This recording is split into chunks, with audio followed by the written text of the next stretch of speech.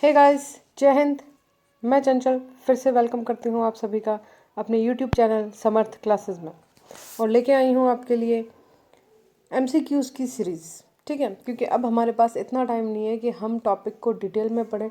अब आप जितने ज़्यादा क्वेश्चन सॉल्व करेंगे ना गाइस, उतना ही जल्दी आप टॉपिक को कवर करेंगे और उतनी ही आपकी प्रैक्टिस जो है वो ज़्यादा अच्छी होगी।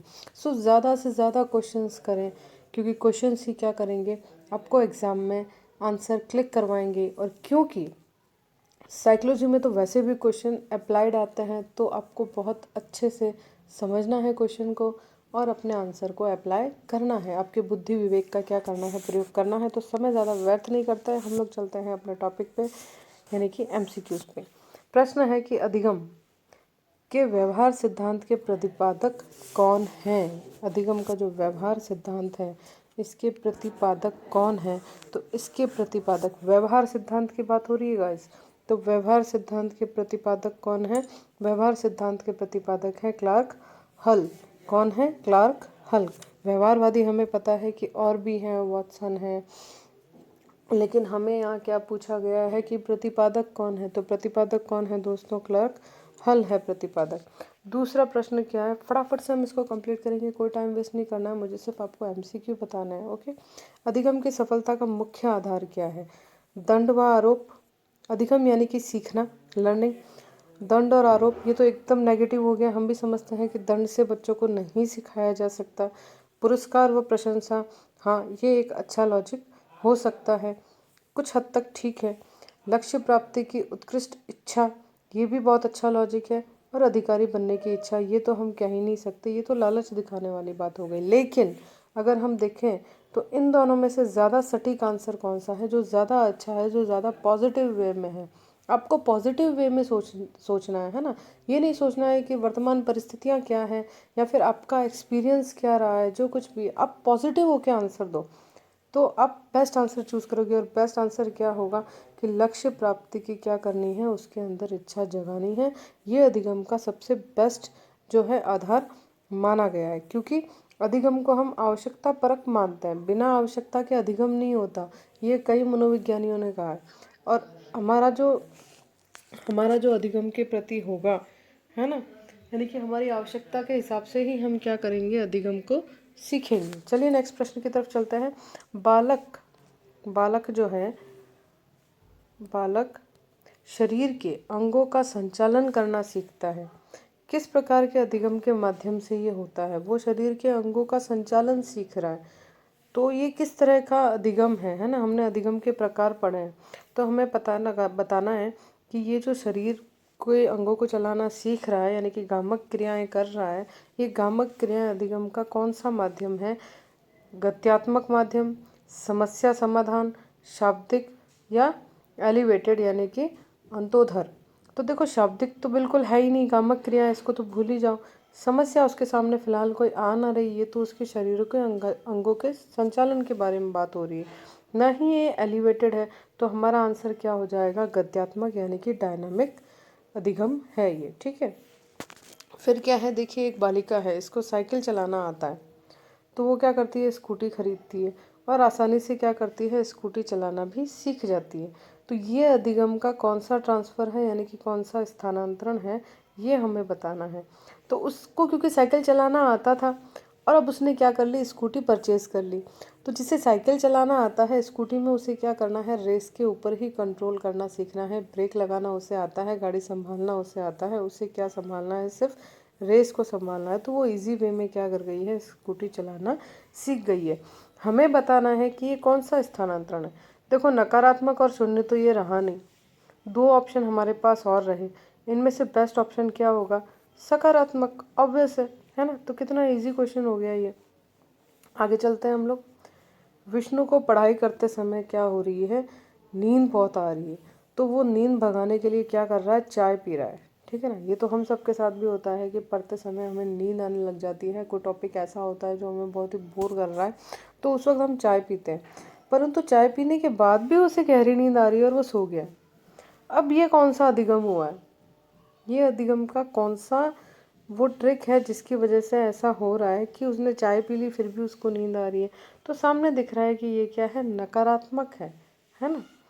फिर नेक्स्ट प्रश्न देखिए, क्रियात्मक अनुबंध। ये सीधा सीधा हमें फैक्चुअल क्वेश्चन है, तो उसको हमें लर्न ही करना पड़ेगा और कोई सोल्यूशन नहीं है। लर्न करने का मैं हर बार कहती हूँ एक ही तरीका है, उसको बार बार रीड करो, आपकी आंखों के सामने उसे बार बार लाओ, वो अपने आप ही आपको लर्न हो जाएगा। आपको उसके लिए कोई एफर्ट डालने की ज़रूरत नहीं पड़ेगी।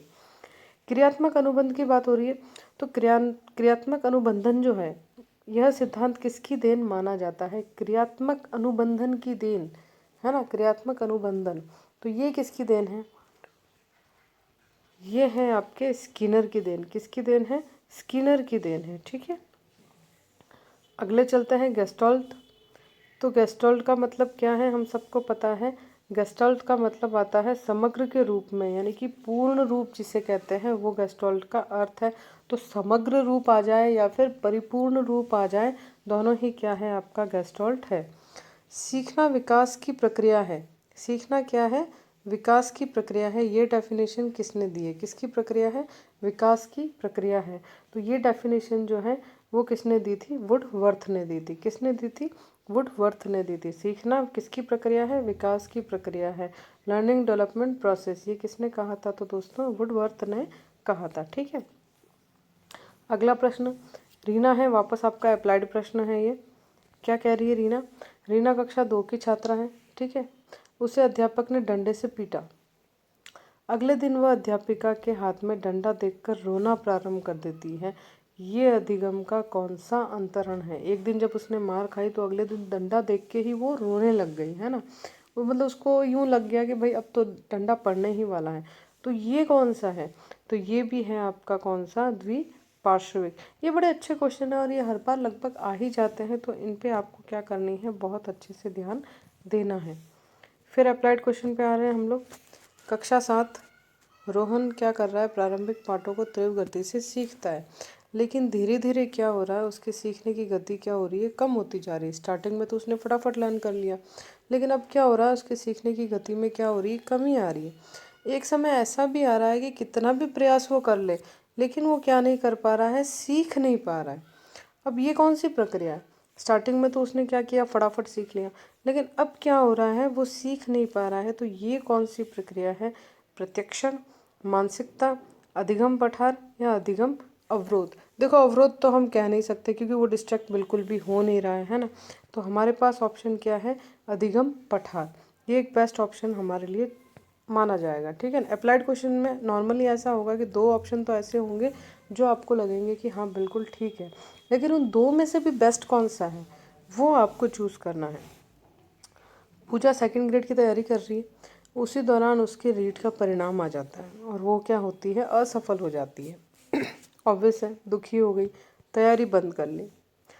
क्लार्क हल के अनुसार उसे किस चीज़ की आवश्यकता है? ऐसी परिस्थिति में क्लार्क हल क्या कहते हैं कि उसे किस चीज़ की मतलब आवश्यकता है? सफलता की, अभिप्रेरणा की, पुनर्बलन की या भोजन की? कितना अच्छा अप्लाइड क्वेश्चन है। तो उसे इस वक्त क्या चाहिए? उसे इस वक्त पुनर्बलन चाहिए, उसे फीडबैक चाहिए।